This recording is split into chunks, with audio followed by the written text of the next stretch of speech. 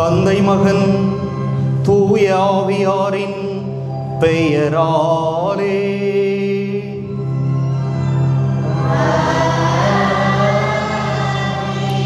நம் ஆண்டவராகிய இயேசு கிறிஸ்துவின் அருளும் கடவுளின் அன்பும் தூய ஆவியாரின் நட்புறவும் உங்கள் அனைவரோடும் இருப்பதாக.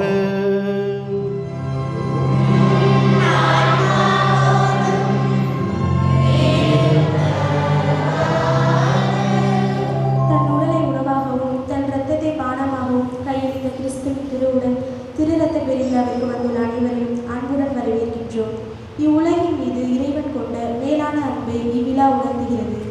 கோதுமை மணி மண்ணில் விழுந்து மடிந்தால் ஒழிய பலன் தருவதில்லை என்று தன் உயிரையே கையளித்து உடலாலும் இரத்தத்தாலும் நமக்கு வாழ்வளித்த கிறிஸ்துவை நாம் நற்கருணையில் உண்கின்றோம். கல்வாரி பலியில் இறைவனின் ஊருடல் பலியாகிறது. திருப்பலியில் இறைவனின் திருவுடல் உணவாகின்றது. இயேசுவை போல் பிறரன்பு என்று வாழ்ந்தால் ஒழிய நற்கருணையை வாழ்வாக்க இயலாது. எனவே ஆண்டவர் இயேசு கிறிஸ்துவின் திருவுடல் திருரத்த பெருவிழா கொண்டாடுகின்று நாமும் தூய உள்ளத்தோடு இறைவனை நாடி வரும்போது அவர் உணவாக வந்து நம்மை ஆசீர்வதிப்பார் என்ற நம்பிக்கை உணர்வோடு இப்பெருவிழா திருப்பலியில் பக்தியோடு பங்கேற்போம். இன்றைய திருப்பலியானது கிருபை ராஜா இசபெல்லா குடும்பத்தில் மரணமடைந்த அருளானந்தம் நேசமரியாள் ஜார்ஜ் இவர்களுடைய ஆன்மா ஆண்டவரில் இளைப்பாறுதல் அடைவதற்காகவும், ஷெரின் செல்வகுமார் என்பவருடைய ஆன்மா ஆண்டவரில் இளைப்பாறுதல் அடைவதற்காகவும் ஒப்புக் கொடுக்கப்படுகின்றது. அன்புமிக்க சகோதர சகோதரிகளே, நம் திருமுழுக்கு நினைவாக நம்மீது தெளிக்கப்படும் தமது படைப்பாகிய இத்தண்ணீரை புனிதப்படுத்தி அருளுமாறு நம் கடவுளாகிய ஆண்டவரை கெஞ்சி மன்றாடுவோமாக. அவரே நமக்கு உதவி அளித்து நாம் பெற்றுக்கொண்ட தூய ஆவிக்கு உண்மை உள்ளவர்களாய் நிலைத்திருக்க அருள்வாராக. என்றென்றும் உள்ள எல்லாம் வல்ல இறைவா, வாழ்வின் ஊற்றும் தூய்மையின் தொடக்கமுமான தண்ணீரின் வழியாக மக்கள் புனிதம் அடைந்து நிலை வாழ்வின் கொடையை பெற வேண்டும் என்று திருவுளமானீர். இத்தண்ணீரை புனிதப்படுத்தியருள உம்மை வேண்டுகிறோம். ஆண்டவரே, உமது நாளாகிய இன்று உமது அருட்காவலை பெற விரும்புகிறோம். வாழ்வளிக்கும் உமது அருளின் ஊற்றினை எம்மில் புதுப்பித்தருளும். இத்தண்ணீரினால் எங்கள் உள்ளத்தையும் உடலையும் தீமை அனைத்திலிருந்தும் காத்தருள்வீராக. இவ்வாறு நாங்கள் தூய இதயத்துடன் உம்மை அணுகி வரவும் உமது மீட்பை பெற்றுக்கொள்ளவும் தகுதி பெறுவோமாக. எங்கள் ஆண்டவராகிய கிறிஸ்து வழியாக உம்மை மன்றாடுகின்றோம். எல்லாம் வல்ல இறைவா, தண்ணீர் வளம் பெற அதில் உப்பிட வேண்டுமென்று இறைவாக்கினர் எலிசா வழியாக கற்பித்தீர்.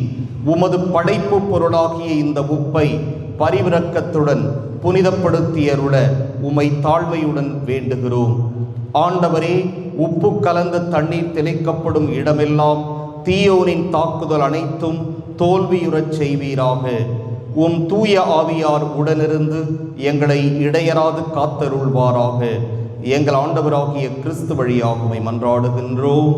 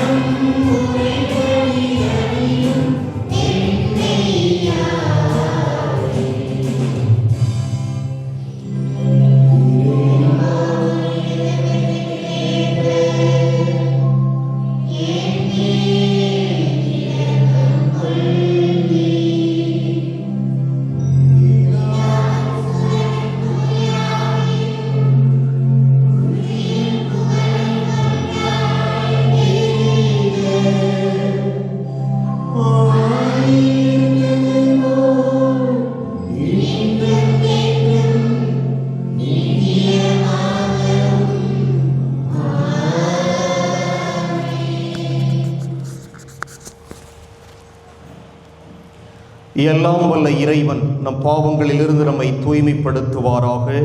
இந்த நற்கருணை கொண்டாட்டத்தின் வழியாக அவர் தம்முடைய ஆட்சியின் விருந்தில் பங்கு கொள்ள நம்மை தகுதி பெறச் செய்வாராக.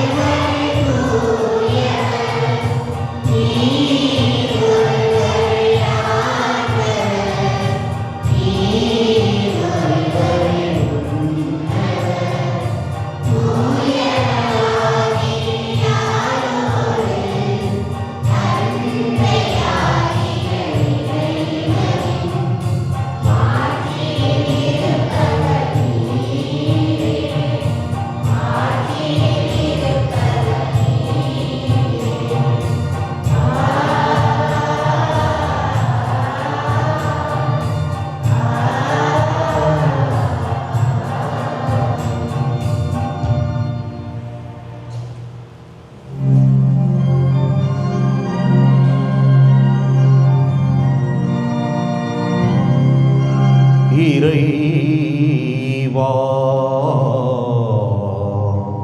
இந்த வியப்புக்குரிய அருளடையாளத்திலே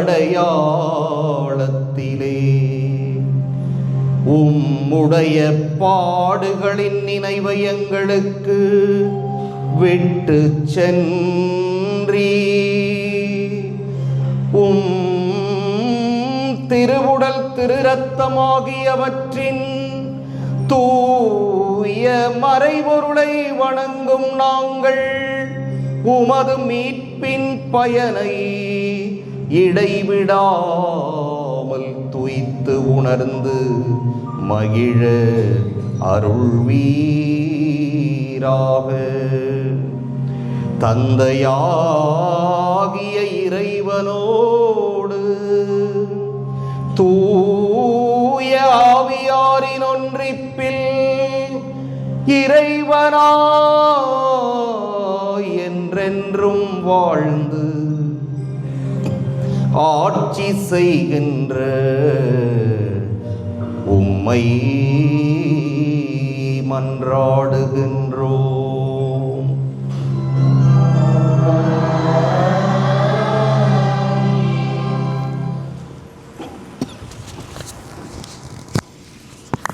கடவுளின்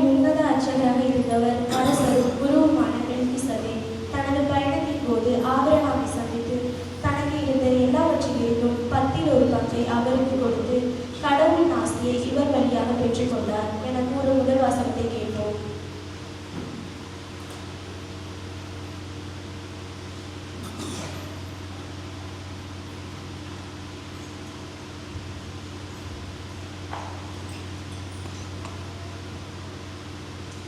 அப்பமும் திராட்சை ரசமும் கொண்டு வந்தார். முதல் வாசகம். தொடக்க நூலிலிருந்து வாசகம். அதிகாரம் 14, இறைவசனங்கள் 18 20 முடிய. அந்நாட்களில் சாலேம் அரசர் மெல்கிசதேக்கு அப்பமும் திராட்சை ரசமும் கொண்டு வந்தார். அவர் உன்னத கடவுளின் அர்ச்சகராக இருந்தார். அவர் ஆபிரகாமை வாழ்த்தி, விண்ணுலகையும் மண்ணுலகையும் தோற்றுவித்த உன்னத கடவுள் ஆபிரகாமிற்கு ஆசி வழங்குவாராக. உன் எதிரிகளை உன்னிடம் ஒப்புவித்த உன்னத கடவுள் போற்றி போற்றி என்றார். அப்பொழுது ஆபிரகாம் எல்லாவற்றிலிருந்தும் அவருக்கு 10ல் 1 பங்கை கொடுத்தார். இது ஆண்டவர் வழங்கும் அருள்வாக்கு. பல்லவி. மெல்கிசேதேக்கின் முறைப்படி நீர் என்றென்றும் கூறுவீர். என்றென்றும்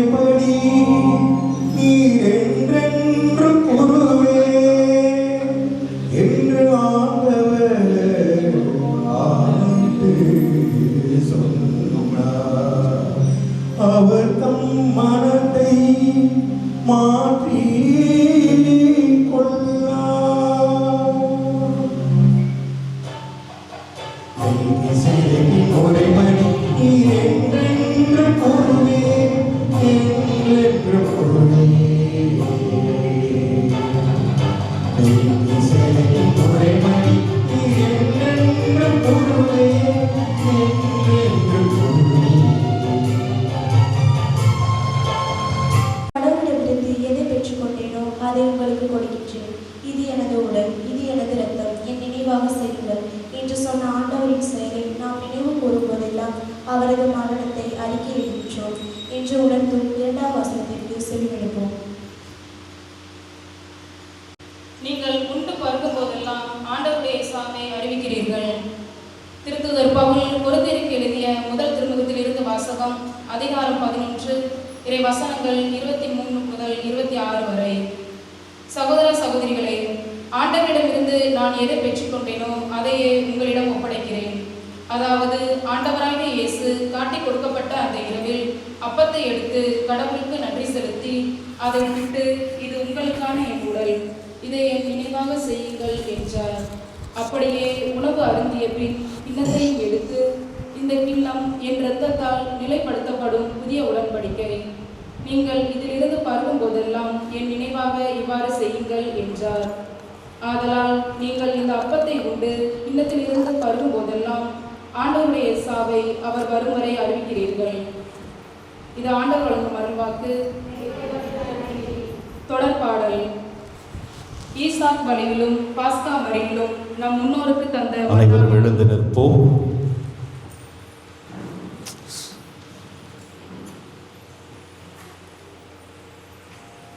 தொடர்பாடல். ஈசாக் பலியிலும் பாஸ்கா மறையிலும் நம் முன்னோருக்கு தந்த மன்னாவிலும் இந்த பலியின் முன்குறி காண்பீர்.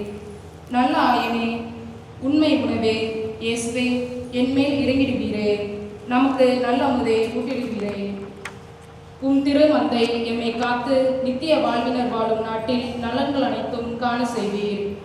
அனைத்தும் அறிவோய், அனைத்தும் வல்லோய், மாந்தர்க்கிங்கு உணவினை தருவோய், அங்கும் பந்தியில் அமர செய்வாய். அமர்ந்து நும்முடன் பங்கினை கொள்ளவும் வான்திரு கூட்டத்தின் நட்பினராகவும் அருள்வீர். ஆமென். அல்லேலூயா.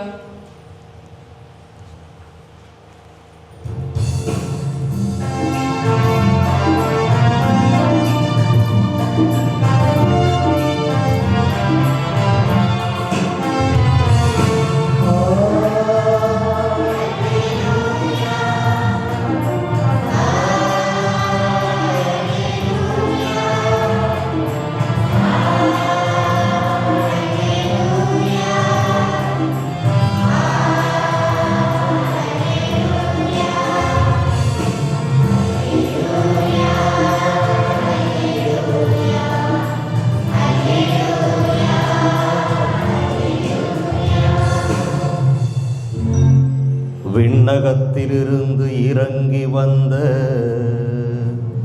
வாழ்வு தரும் உணவு நானே.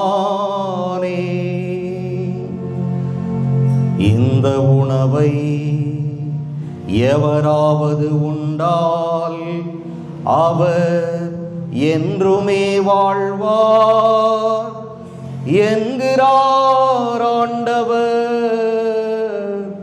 அல்லேலூயா.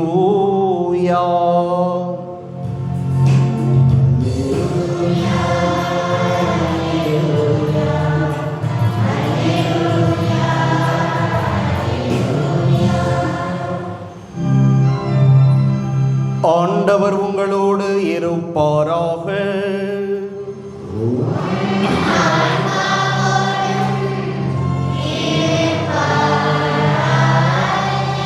லூக்கா எழுதிய தூய நற்செய்தியிலிருந்து வாசகம்.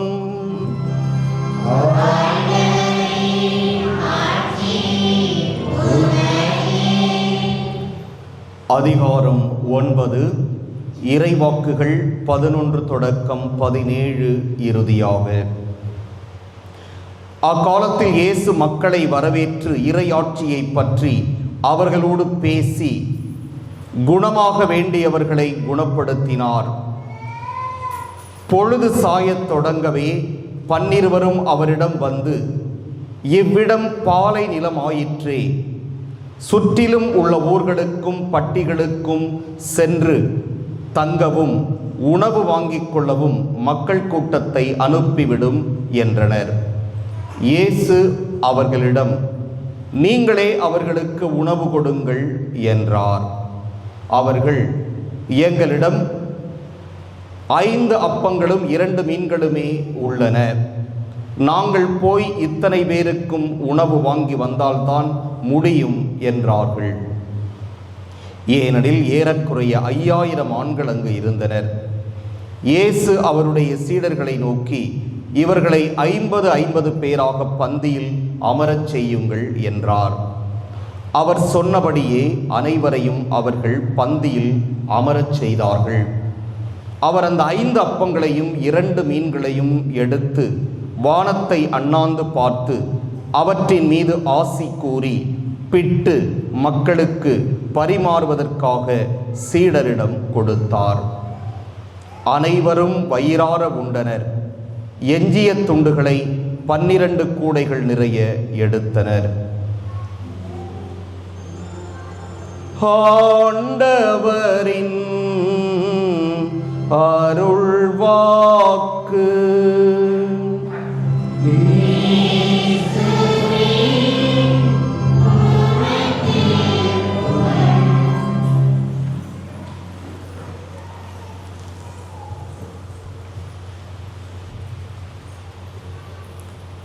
தொலைக்காட்சியிலும் நம்முடைய மொபைல் ஃபோன்லெல்லாம் எவ்வளவோ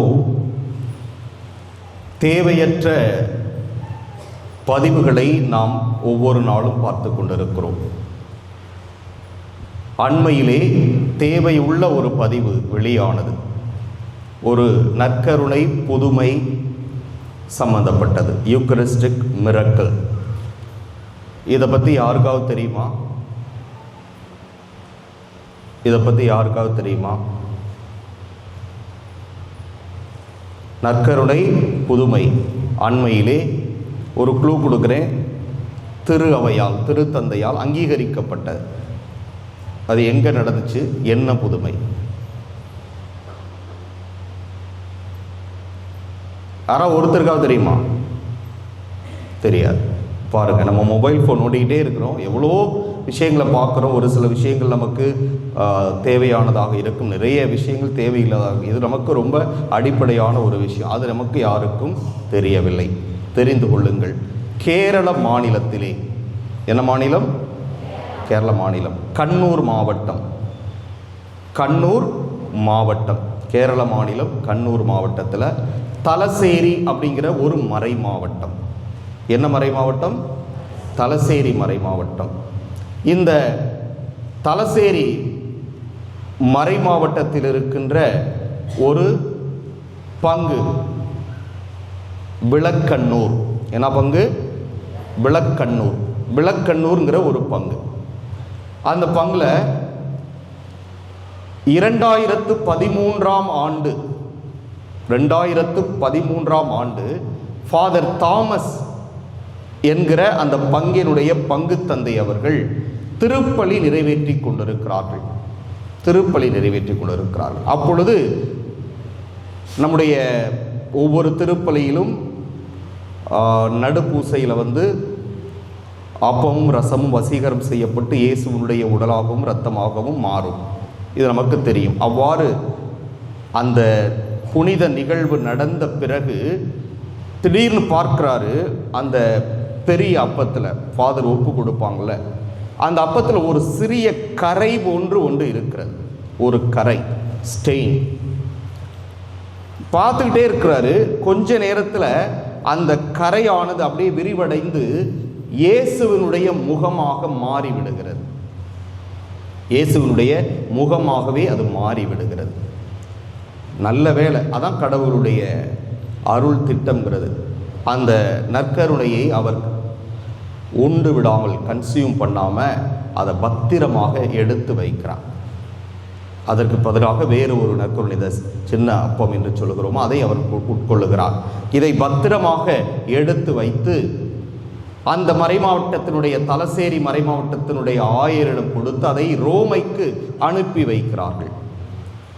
ஏறக்குறைய 12 ஆண்டுகள் ரோமையில் இருக்கின்ற இந்த புதுமைகளை ஆராய்ச்சி செய்யக்கூடிய திருத்தந்தையின் கீழ் இயங்கக்கூடிய ஒரு குழுவானது அதை ஆராய்ச்சி செய்கிறது.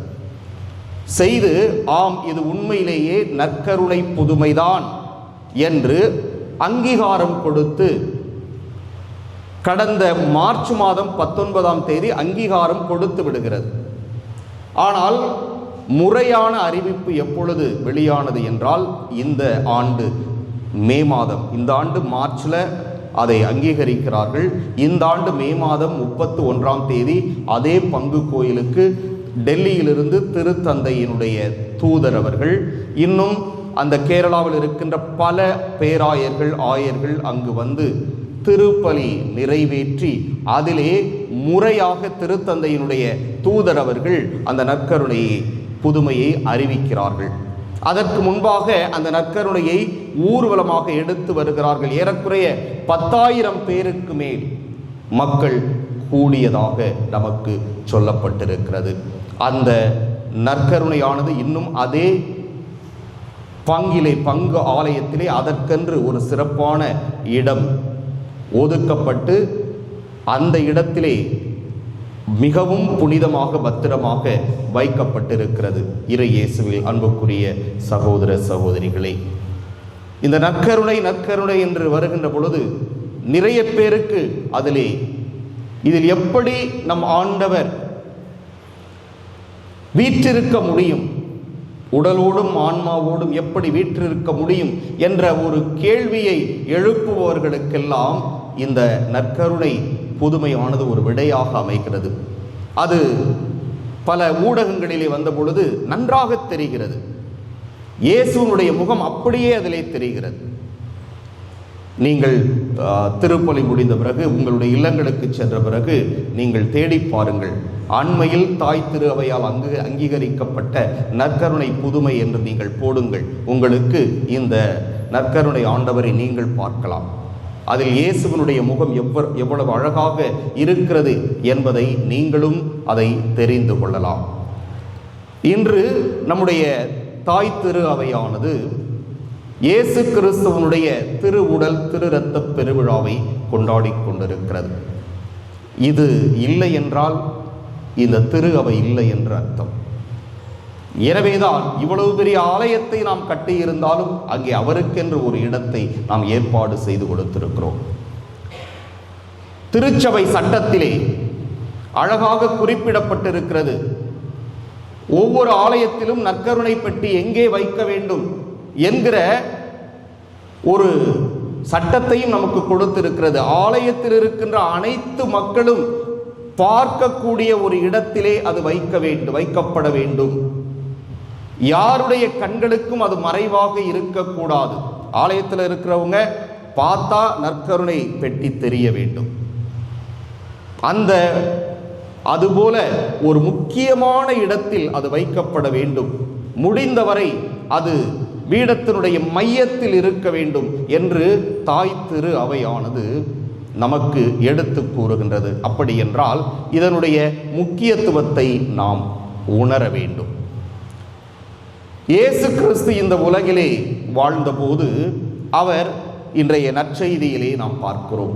ஏறக்குறைய 5000 ஆண்கள் இருந்த அந்த கூட்டத்திற்கு அவர் உணவு கொடுத்தார் என்று. இன்றைக்கு இந்த கோயிலில் எண்ணுவோம், ஆண்கள் அதிகமாக இருக்கிறார்களா பெண்கள் அதிகமாக இருக்கிறார்களா என்று. யார் அதிகமாக இருப்பார்கள்? சத்தமாக சொல்லுங்க. பெண்கள். அப்படித்தானே? பெண்கள் அதிகமாக இருப்பார்கள். இது எல்லா கோயிலையும், நம்ம பங்குல மட்டும் கிடையாது, இது எல்லா பங்குலையும் அப்படித்தான். ஒரு பூசை அப்படின்னு வரும்போது வந்திருக்கிற மக்கள் தொகையை எண்ணி பார்த்தோம் அப்படின்னா அதிகமாக பெண்கள் இருப்பார்கள், குறைவாகத்தான் ஆண்கள் இருப்பார்கள். ஒரு சில பங்குகளிலே சமமாக இருப்பார்கள். நானும் பார்த்துருக்கேன். ரொம்ப வெரி ரேர் அந்த மாதிரி பங்குகள்லாம் நான் பார்க்கின்றேன். அப்படி என்றால் இதை எதற்காக சொல்லுகிறேன் என்றால், ஆண்களின் தொகை ஏறக்குறைய 5000 என்று சொல்லுகின்ற பொழுது பெண்களினுடைய தொகை அதை விட அதிகமாக இருந்திருக்க வேண்டும். பெண்களின் தொகை ஏறக்குறைய அதை விட அதிகமாக இருந்திருக்க வேண்டும். எனவே தான் இதை நான் கூறுகிறேன். அப்படி என்றால் ஏறக்குறைய ஒரு 10,000 பேருக்கு மேல் இருந்த அந்த கூட்டத்திற்கு நம் ஆண்டவர் இயேசு கிறிஸ்து உணவு வழங்குகிறார். இன்னொரு இடத்திலே பார்க்கிறோம், 4000 பேருக்கு மேல் இருந்த கூட்டத்திற்கு அவர் உணவு கொடுக்கிறார். இதெல்லாம் எதற்காக செய்கிறார்? பழைய ஏற்பாட்டிலே நாம் பார்க்கிறோம். ஒரு சின்ன வாசகம் தான் இனி வாசிக்கப்பட்டது. சாலேம் அரசர் மெல்கிசதேக்கு அப்பமும் திராட்சை ரசமும் கொண்டு வந்தார் என்று ரொம்ப ஒரு இது. அவர் உன்னத கடவுளின் அர்ச்சகராக இருந்தார். அவர் ஆபிரகாமை வாழ்த்தி விண்ணுலகையும் மண்ணுலகையும் தோற்றுவித்த உன்னத கடவுள் ஆபிரகாமிற்கு ஆசி வழங்குவாராக என்று சொன்ன உடனே அந்த ஆபிரகாம் என்ன செய்கிறார்? 10ல் ஒரு பகுதியை அவருக்கு எழுதி வைக்கிறார். இதை நீ வைத்துக்கொள் என்று மெல்கிசதேக்கு எழுதி கொடுப்பதை நாம் இன்றைய முதல் வாசகத்திலே பார்க்கிறோம். ஆம், இங்கே அப்பமும் ரசமும் கொடுக்கப்படுகிறது. நற்செய்தியிலே நம் ஆண்டவர் இயேசு கிறிஸ்து ஏறக்குறைய 5000 ஆண்களுக்கு மேற்பட்ட அந்த கூட்டத்திற்கு உணவு கொடுப்பதை வாசிக்க கேட்டோம். இந்த உணவு அழிந்து போகும் உணவு. எனவேதான் அழியாத ஒரு உணவை நம் ஆண்டவர் நமக்கு வழங்க வேண்டும் என்று ஆசைப்படுகிறார். அந்த அழியாத உணவை அவர் முதலாக எப்பொழுது கொடுத்தார்? நமக்கு எப்பொழுது கொடுத்தார்? பெரிய வியாழன் என்று கொடுத்தார். சூப்பர். என்றைக்கு கொடுத்தாரு? பெரிய வியாழன் என்று அழியாத உணவை, அப்பத்தை எடுத்து இறைப்புகள் கூறி பிட்டு நன்றி கூறி நம்ம திருப்பலியில் பார்க்குறோம். அந்த குருவானவர் அந்த ஜபத்தை சொல்லுகின்ற பொழுது நான் பார்க்குறோம். அவ்வாறு செய்து அந்த நினைவாகத்தான் இங்கே நம் திருப்பலி குருவானவர் நிறைவேற்றுகிறார். எனவே அந்த நாள் அவர் அப்பத்தை தன்னுடைய உடலாக்கி திராட்சை ரசத்தை தன்னுடைய இரத்தமாக மாற்றி பானமாக நமக்கு கொடுத்து இதை என் நினைவாக செய்யுங்கள் என்று சொன்னார். எனவே நீங்கள் உண்கின்ற சாதாரண உணவு அழிந்து போய்விடும், ஆனால் நான் தருகின்ற எனது சதையும் எனது இரத்தமும் அது அழியாத உணவு, அது நிலை வாழ்வை தருகின்ற உணவு, இதை என் நினைவாக செய்யுங்கள் என்று கூறியதனுடைய விளைவாக ஒவ்வொரு நாளும் நாம் ஆலயத்திலே திருப்பலி நிறைவேற்றுகிறோம். நீங்கள் திருப்பலியிலே பங்கெடுக்க வருகிறீர்கள். ஏன்? இந்த ஆண்டவருடைய உடன் இருப்பு, அவருடைய இறை பிரசன்னம் அவருடைய உள்ளத்திலே இறங்கி வருவது எதற்காக? நம்மை பலப்படுத்துவதற்காக, நம்மை வழிநடத்துவதற்காக, நமக்கு வாழ்வு கொடுப்பதற்காக. எனவே நாம் உண்கின்ற சாதாரண உணவு அது நம்முடைய இரத்தத்திலே கலந்து நமக்கு ஆற்றலை தருகின்றது. ஆனால் இந்த உணவு நம்முடைய ஆன்மாவிலே கலந்து அது நமக்கு நிலை வாழ்வை தருகிறது. இதுதான் சாதாரண உணவிற்கும் இயேசுவினுடைய திரு உடலுக்கும் இருக்கின்ற முற்றிலும் முரணான ஒரு வித்தியாசத்தை நாம் பார்க்கிறோம். இந்த நற்கருணையை நாம் எந்த அளவிற்கு புனிதமாக அதை கொண்டாட வேண்டும் என்றால், எத்தனையோ பங்குகளிலே இந்த சமயத்திலே நாம் பார்க்கிறோம். நற்கருணை பவனி என்று வைத்து நற்கருணை திருவிழா என்றே வைக்கிறார்கள். அந்த நற்கருணை ஆண்டவருக்கு பெரிய விழா எடுத்து கொண்டாடுகின்றார்கள் என்றால், அந்த அளவிற்கு இந்த நற்கருணை ஆண்டவர் மிக முக்கிய இடம் பெறுகிறார்.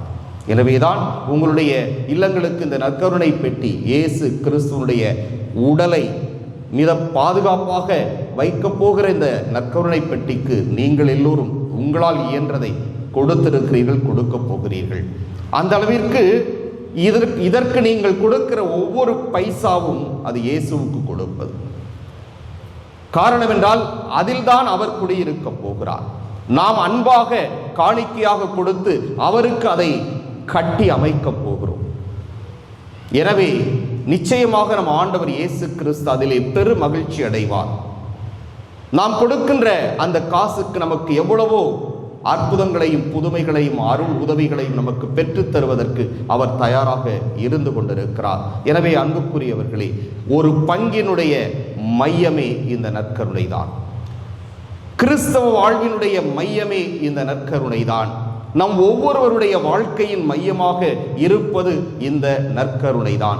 காரணம், இந்த நற்கருணை தான் நமக்கு வாழ்வு கொடுத்தது, அது நம்மை வழிநடத்துகிறது, நம்மை வாழ்விக்கிறது, அது நமக்கு நிலை வாழ்வையும் பரிசாக தரப்போகிறது. எனவே நாம் அந்த நற்கருணைக்கு உரிய மரியாதையை, அதற்குரிய முக்கியத்துவத்தை கொடுப்பதற்கு ஒருபோதும் நாம் தயங்கக்கூடாது.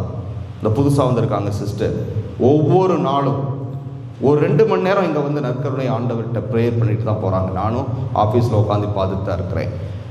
காலையில் ஒரு 9:15 வந்தாங்கன்னா 10 மணி 11 மணி வரைக்கும் நற்கருணை ஆண்டவரிடம் ஜெபிக்கிறார்கள். அந்த அளவிற்கு இந்த நற்கருணை ஆண்டவருக்கு அவர்கள் முக்கியத்துவம் கொடுக்கிறார்கள். எனவே அதே போன்று நாமும் இந்த நற்கருணை ஆண்டவருக்கு அவருக்குரிய வணக்கத்தையும் மரியாதையையும் கொடுத்து அவரை முழுமையாக விசுவசிக்கின்ற பொழுது நம்முடைய வாழ்விலும் ஏற்றம் நிச்சயம். ஆமென். எழுந்து நின்று நம்முடைய விசுவாசத்தை அறிக்கையிடுவோம்.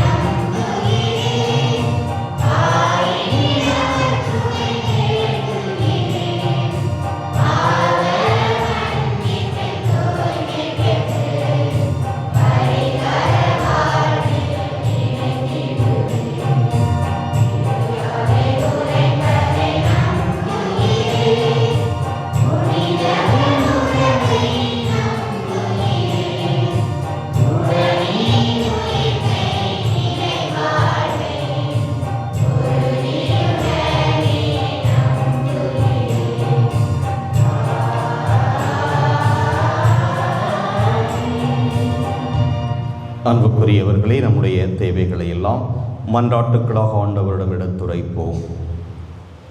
பொது உடைமையின் திருவுருவமாகிய என் இறைவா, திருப்பலி நிறைவேற்ற திருப்பொழிவு செய்யப்பட்ட ஆயர்கள் குருக்கள் தன் உடலை பகிர்ந்தளித்த இயேசுவை போன்று தன்னையே இவ்வுலக மக்களின் மீட்புக்காக ஒப்பு கொடுத்து இயேசுவின் தியாக பலியினை வாழ்வாக்க வரமுள்ள வேண்டுமென்று இறைவாமை மன்றாடுகிறோம். நல்வாழ்வளிக்கும் இறைவா, இயேசுவின் திருவுடல் திரு ரத்தத்தை உண்டு பருகும் நாங்கள் நற்கருணையின் மறைபொருளை உணர்ந்து அதனை தகுதியோடு உட்கொண்டு அதன் வல்லமையை எங்கள் வாழ்வில் கண்டுணர உமது அருள் தர வேண்டும் என்று இறைவாமை மன்றாடுகிறோம். ஞானத்தின் ஊற்றே என் இறைவா, தன்னுடல் தன் இரத்தத்தை எம்முடன் பகிர்ந்து எங்களுடன் அழியா உடன்படிக்கை செய்து கொண்ட இயேசுவை போல ஒவ்வொரு கிறிஸ்தவரும் தன்னை சுற்றியிருப்பவருடன் தன் நேரத்தை, உழைப்பை, அறிவை, செல்வத்தை பங்கிட்டு மகிழ்ந்து வாழ வரமரல வேண்டுமென்று இறைவாமை மன்றாடுகிறோம். கிறிஸ்துவின் இரத்தத்தினால் எம்மை மீட்ட எம் அன்பு தந்தையே, இந்த காலத்தில் அகில உலகமும் சந்தித்து அல்லல்படும் இந்த கொடிய வைரஸ்களில் இருந்து எங்களை பாதுகாத்தரலும். இயேசுவின் இரத்தம் நோய் நீக்கும் மருந்தாக வல்லமையாக செயல்பட்டு நோயின் வீரியம் முற்றிலுமாக வேறறுக்கப்பட இறைவாமை மன்றாடுகிறோம். நம்முடைய தனிப்பட்ட தேவைகளை அமைதியாக ஆண்டவரிடம் எடுத்துரைப்போம்.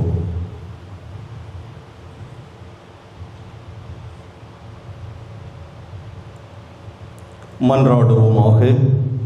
எங்கள் புகலிடம் பலவுமாக இறைவா, எங்களிடம் இறை உணர்வை தூண்டி எழுப்புகிறவர் நீரே.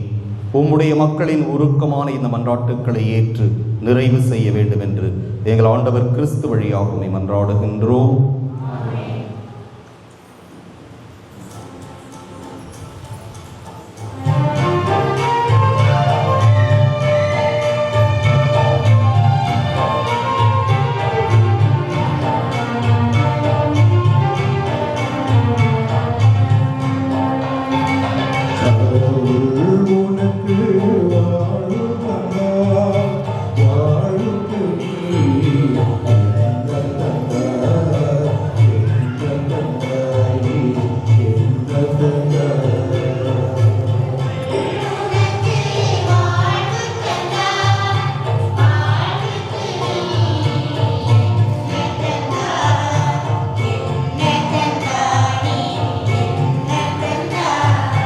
ஆண்டவரே, அனைத்து உலகம் நிறைவானை வாழ்த்தப் பெறுவீராக. இது வல்லன்மையிலிருந்து நாம் இந்த அப்பத்தை பெற்றுள்ளோம். நிலத்தின் விளைவும் மனித உழைப்பின் பயணமான இந்த அப்பத்தை ஒப்புக் கொடுக்கின்றோம். இது எங்களுக்கு வாழ்விளைக்கும் அப்பமாக மாறும். இறைவன் என்று வாழ்த்தப் பெறுவாராக.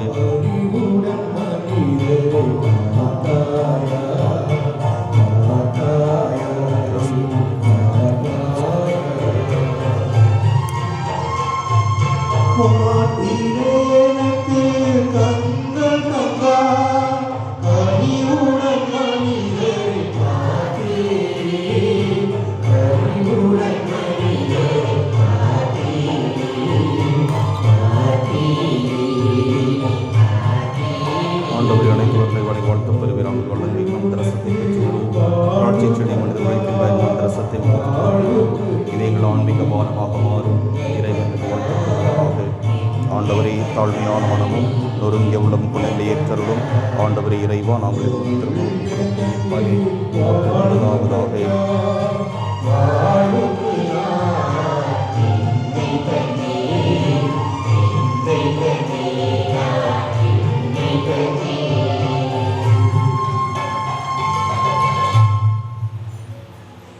சகோதர சகோதரிகளே, என்னுடையதும் உங்களுடையதுமான இப்பலி எல்லாம் வல்ல தந்தையாக இறைவனுக்கு ஏற்றதாகும்படி மன்றாடுங்கள்.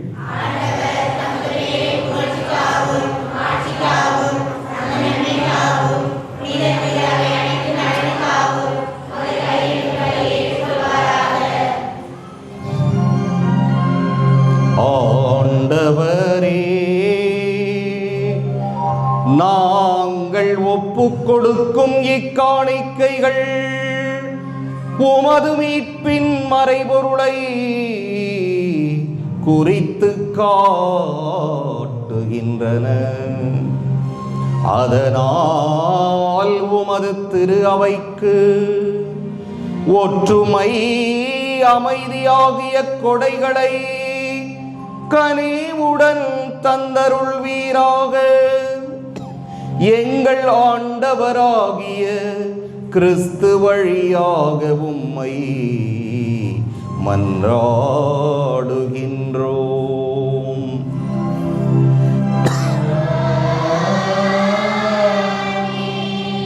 ஆண்டவர் உங்களோடு இருப்பாராக.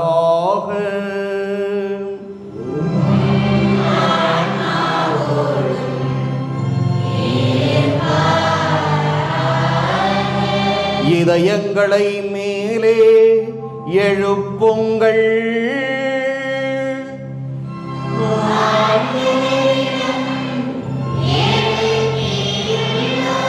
நம் இறைவனாகிய ஆண்டவருக்கு நன்றி கூறுவோம்.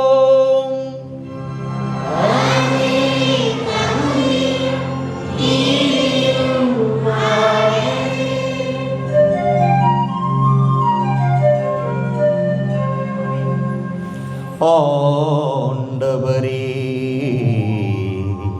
தூயவரான தந்தையே, என்றும் உள்ள எல்லாம் வல்ல இறைவா,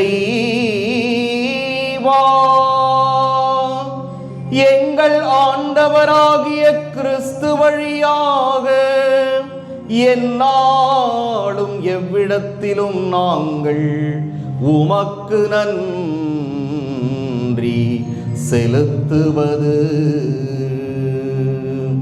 மெய்யாகவே தகுதியும் நீதியும் ஆகும்.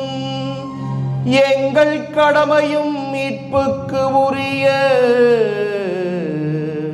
செயலுமாகும். கிறிஸ்து தம் திருத்தூதர்களுடன் இறுதி இரவு விருந்து அருந்துகையில் சிலுவையின் மீட்பளிக்கும் நினைவு எக்காலத்துக்கும் நிலைத்திருக்கச் செய்தார். நிறை புகழ்ச்சியின் ஏற்புடைய கொடையாகவும் மாசற்ற செம்மறியாகவும் தம்மையே ஒப்புக் கொடுத்தார்.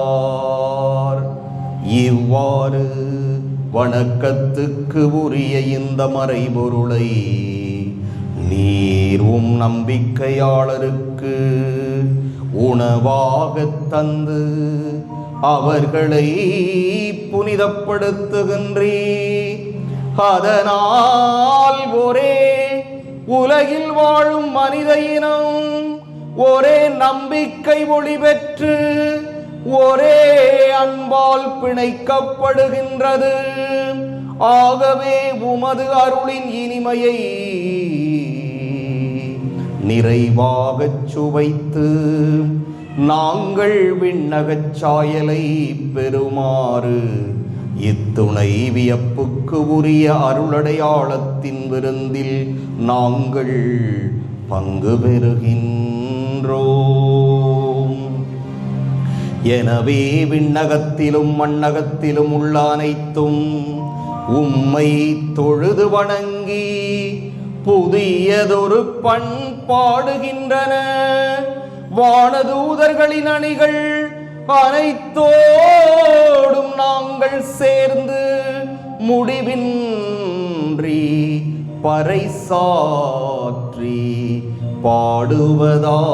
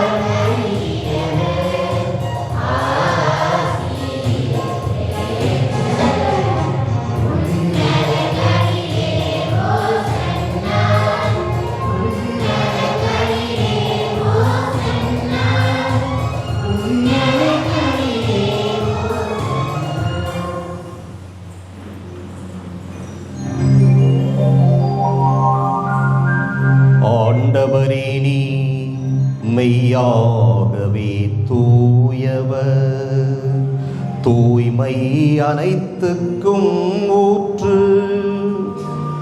ஆகவே உம்முடைய ஆவியை பொழிந்து இக்காணிக்கைகளை தூய்மைப்படுத்த உம்மை வேண்டுகிறோம். இவ்வாறு எங்கள் ஆண்டவர் இயேசு கிறிஸ்துவின் உடலும் இரத்தமுமாக எங்களுக்கு இவை மாறுவனவாக. அவர் பாடுபட உளம் கனிந்து தம்மை கையளித்த போது அப்பத்தை எடுத்து நன்றி செலுத்தி அதை பிட்டு தம் சீடர்களுக்கு அளித்து கூறியதாவது: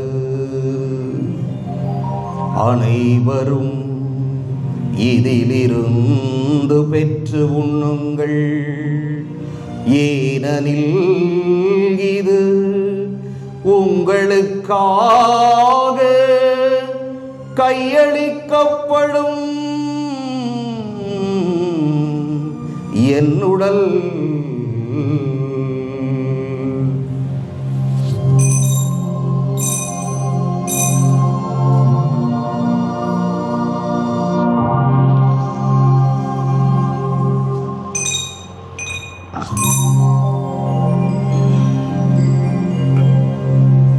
அவ்வண்ணமே இரவு விருந்தை அருந்தியபின் கிண்ணத்தையும் எடுத்து மீண்டும் உமக்கு நன்றி கூறி தம் சீடர்களுக்கு அளித்து அவர் கூறியதாவது,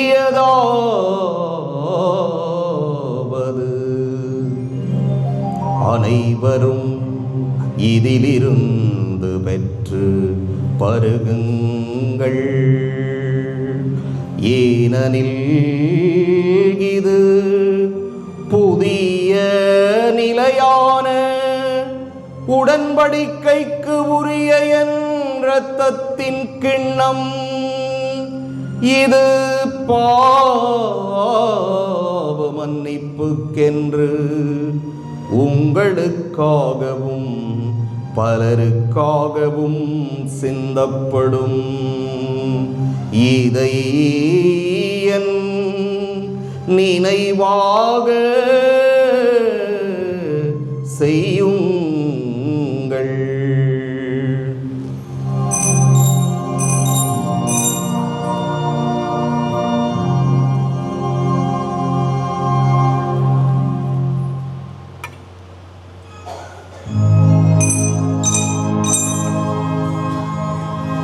நம்பிக்கையின் மறைபொருள்.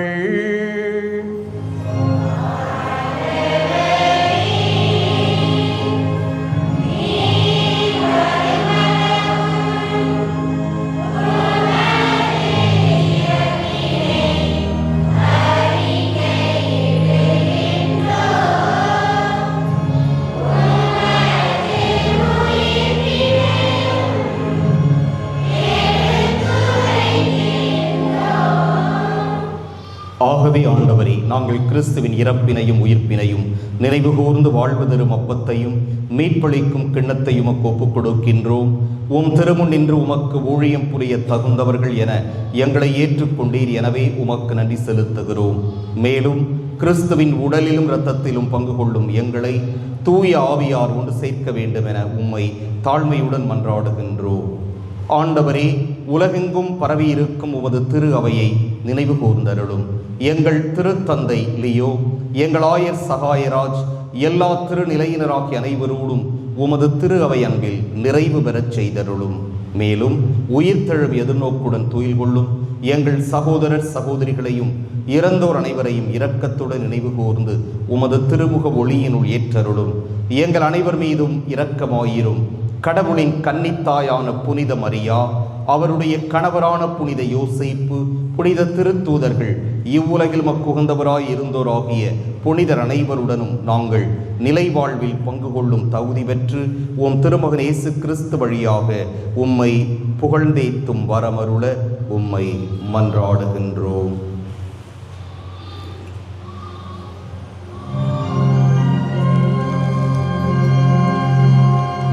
இவர் வழியாக இவரோடு இவரில் எல்லாம் வல்ல இறைவனாகிய தந்தையே, தூய ஆவியாரின் ஒன்றிப்பில் எல்லா புகழும் மாட்சியும் என்றென்றும் உமக்கு உரியதே.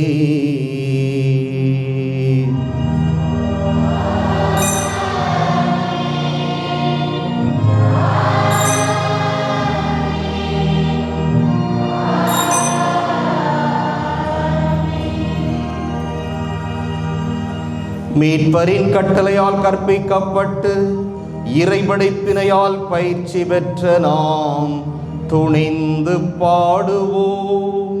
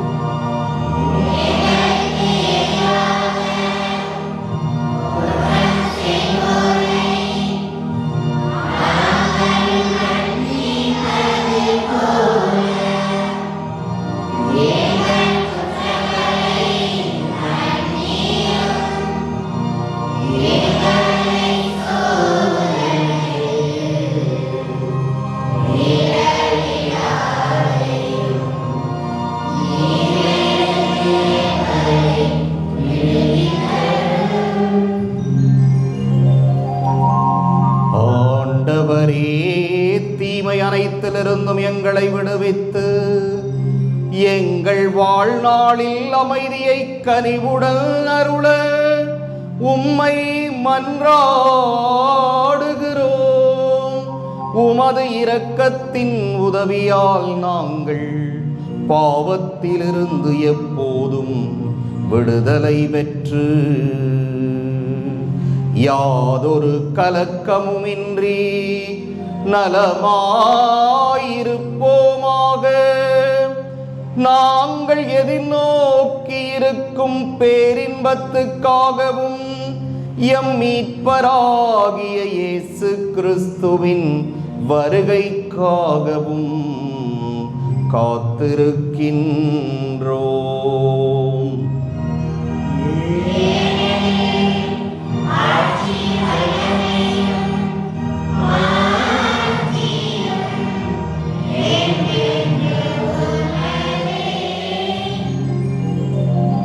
ஆண்டவரே இயேசு கிறிஸ்துவே, அமைதியை உங்களுக்கு விட்டுச் செல்கிறேன், என் அமைதியையே உங்களுக்கு அளிக்கின்றேன் என்றும் திருத்தூதர்களுக்கு மொழிந்தீரே. எங்கள் பாவங்களை பாராமல் உமது திரு அவையின் நம்பிக்கையை கண்ணோக்கி உமது திருவுளத்துக்கு ஏற்ப அதற்கு அமைதியையும் ஒற்றுமையையும் அளித்தருள்வீராக.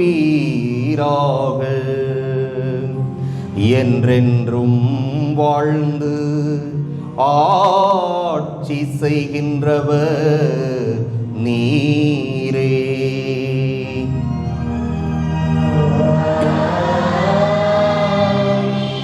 ஆண்டவருடைய அமைதி உங்களோடு என்றும் இருப்பதாக.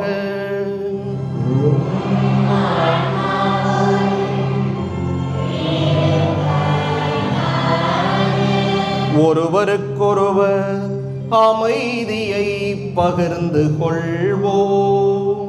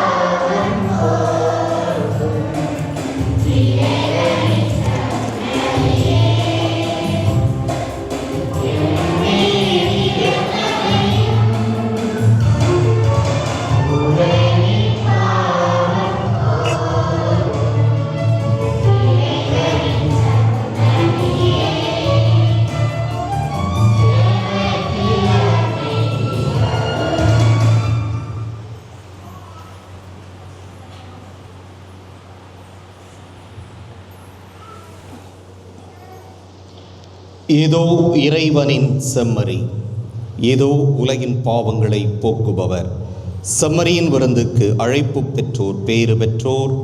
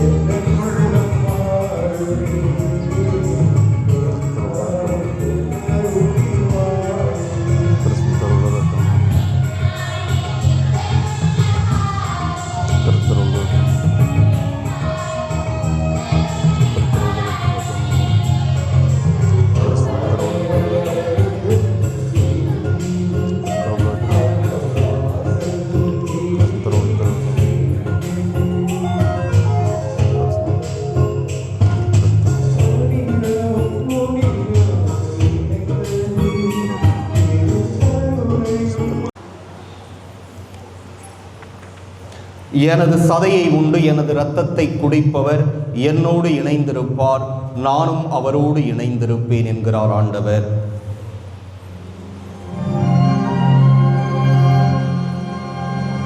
ஆண்டவரே, உயர் மதிப்புள்ளவும் திருவுடலையும் திரு இரத்தத்தையும் நாங்கள் இவ்வுலகில் உட்கொள்வது உமது இறைத்தன்மையை சுவைத்து இன்புறுவதன் முன்னடையாளமாய் திகழ்கின்றது. அதனால் நாங்கள் அப்பேரின்பத்தில் என்றென்று மகிழ்ந்திருக்க அருள் புரியுமாறு எங்கள் ஆண்டவராகிய கிறிஸ்து வழியாக உம்மை மன்றாடுகின்றோம்.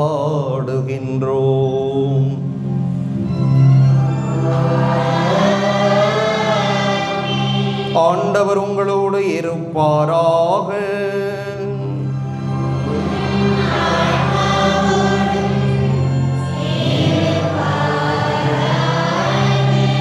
எல்லாம் வல்ல இறைவன் தந்தை, மகன், தூயாவியார் உங்களுக்கு ஆசி வழங்குவாராக.